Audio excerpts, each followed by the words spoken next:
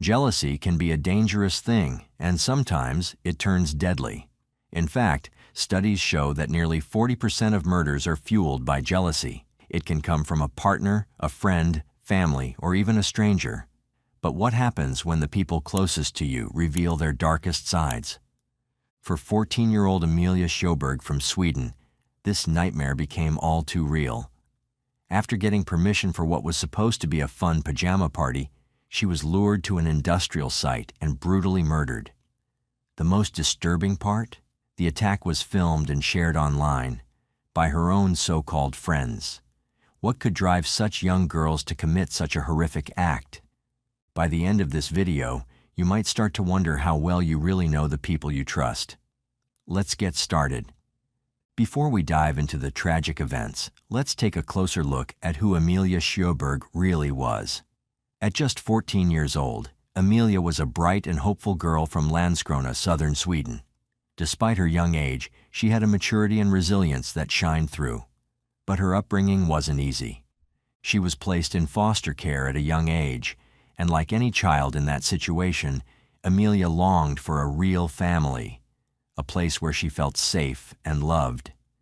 It was a dream her mother, Anna Sjöberg, worked tirelessly to make come true, even though their lives were far from simple. Anna, who became a mother at 19, did everything she could to give Amelia the stable, loving home she never had growing up. Anna had experienced her own struggles as a child, and she was determined to create a better life for her daughter. Amelia didn't let her tough background hold her back, though. She was full of life and energy, especially when it came to social media. TikTok, in particular, was where she expressed herself. Her videos were filled with creativity, spreading messages of friendship, kindness, and support. She connected with people from all over the world, sharing her youthful spirit. But Amelia wasn't the only one who loved to share her life with the world. Her mother, Anna, was just as proud and eager to celebrate her daughter's beauty and spirit. One example of this was when Anna posted a video of Amelia's 13th birthday, capturing the special moments and showcasing just how much she adored her daughter. Nu filmar vi. Okej, vänta. Hur menar du ska? Okej, kör. Stoppa! In an interview, her mother also remembers Amelia's kindness, like when she was just 2 years old and decided to send her pacifiers to children in Africa. Even at such a young age, she had a heart full of compassion. But of course, like any teenager, Amelia had her fair share of challenges, especially when it came to her social life.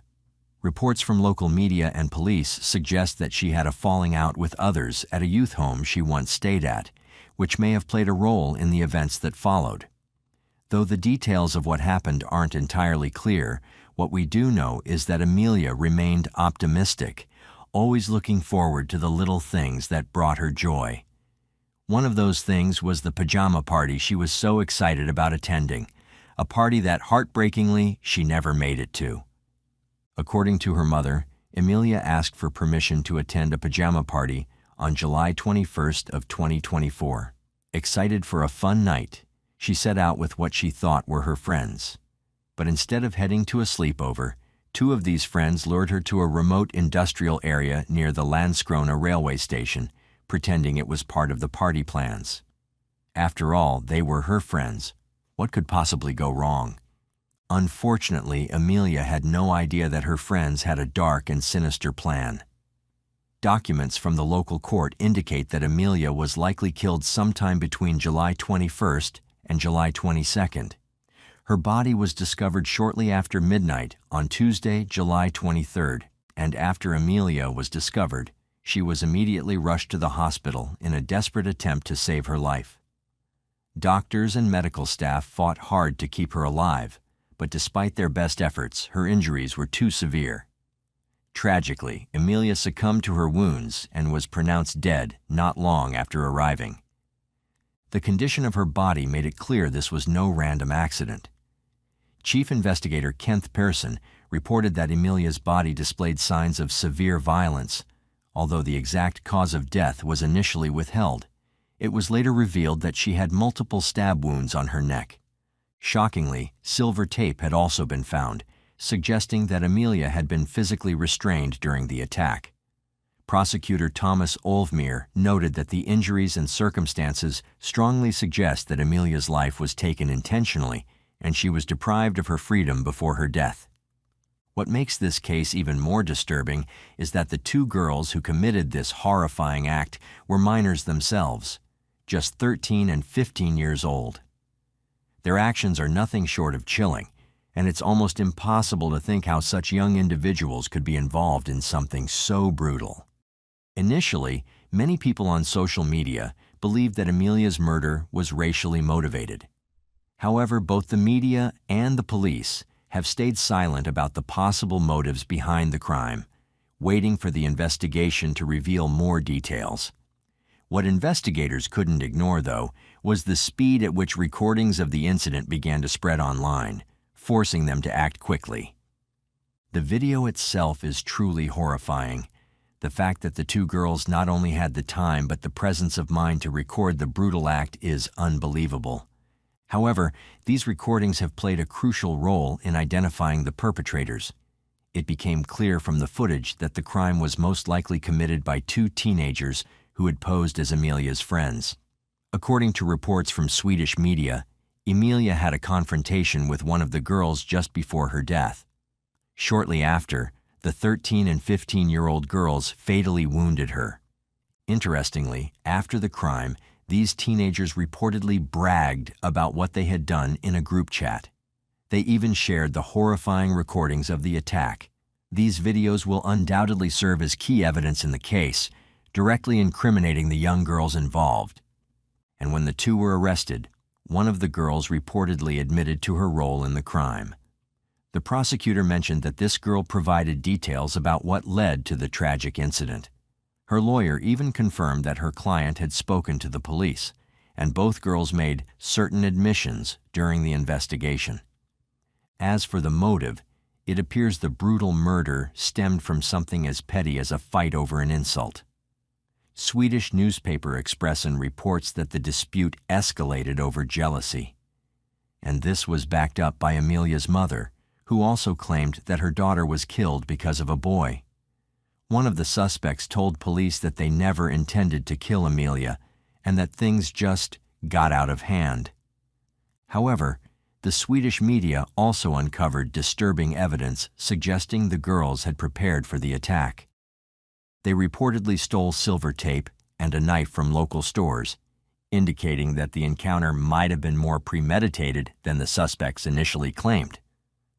The 15-year-old, who was the first to be arrested, had been staying in the same youth home where Amelia lived before the attack. She remains in custody while the younger girl, age 13, has been placed in the care of social services. In the days following the murder, local police and the Coast Guard searched the harbor near the industrial site where Amelia's body was found. 2 days before, a bag containing her bank cards and other belongings was discovered in the water, but the authorities haven't revealed what they were searching for during the harbor investigation. Later that day, Chief Investigator Persson shared that police had discovered a knife near the crime scene, which they suspect could be the murder weapon. A second knife was also found and taken as evidence, though authorities haven't confirmed the exact weapon used in Amelia's death. This case is still developing, and it's clear there's a lot more to come as new details emerge. When it comes to the suspects, everyone in the community is hoping they'll be tried as adults. What they did is so brutal that it's hard to believe even an adult could commit such a crime. Sadly, cases like this aren't isolated. In recent years, there's been an alarming rise in young people being involved in serious crimes. Sometimes the cause is something as small as jealousy. One of the most heartbreaking cases similar to this is that of 13-year-old Tristan Bailey, who was murdered by her classmate, a classmate she likely trusted. Just like Amelia, Tristan had her whole life ahead of her. She was a bright young cheerleader, full of energy and potential, but that was all tragically cut short in May 2021. Tristan was brutally stabbed and slashed multiple times. Aiden Fucci, who was only 14 at the time, was arrested for her murder. This case shook the nation. not just for the horror of the crime, but because both the victim and the perpetrator were so young. Fucci, who lived near Tristan and went to the same school, was known to talk about killing people. His friends said he once even planned to drag someone into the woods and stab them. While Fucci didn't have a criminal record, his disturbing behavior was noticed by others. On the night Tristan died, Fucci reportedly convinced her to leave her house and meet him. They were seen on a video walking together near where her body was later found. A little over an hour later, Fucci was seen walking back, alone, with his shoes in his hands. Tristan's autopsy revealed she had been stabbed 114 times, with 49 of those being defensive wounds, showing how hard she fought back. It's heartbreaking, especially considering how young she was and how much life she had ahead of her.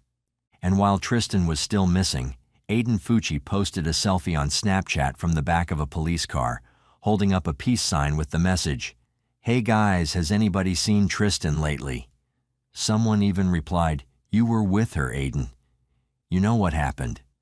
As the investigation went on, a buck knife with a broken tip was found in a pond near Tristan's body. That missing tip was lodged in her scalp, and the knife was identified as Fucci's. There was video and DNA evidence, along with blood-stained clothes and shoes found at his house. Investigators even found a knife sheath and a notebook filled with violent drawings. What makes things worse is how some parents fail to step up. Instead of helping police, Fucci's own mother, Crystal Lane Smith, was caught on video trying to clean a pair of bloody jeans after the murder. The next day, in a recorded room at the police station, she asked Fucci if he was sure there was nothing on his clothes from the night before. When he said, "I don't think so. Why?" she whispered, "Blood." You sure it's not on them?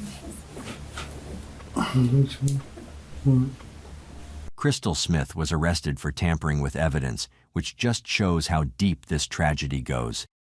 It's a chilling example of how misguided actions can make an already horrific situation even worse. The rise in teen violence, especially crimes as brutal as this, is hard to wrap our heads around. We often search for reasons, but beyond individual motives, there's a bigger question. What's happening with young people today? Why are we seeing more and more teens desensitized to such extreme violence? It's something we urgently need to understand and address. In a recent interview, Matt Henson, the attorney who represented the Bailey family, took a deep dive into the chilling similarities between Amelia's case and the Tristan Bailey case. He pointed out a troubling trend we're seeing not just in the U.S., but globally, an increase in violent acts committed by young people. Henson talked about how often young perpetrators aren't sophisticated enough to cover up their crimes. They tend to be caught quickly because they lack the experience and maturity to evade detection.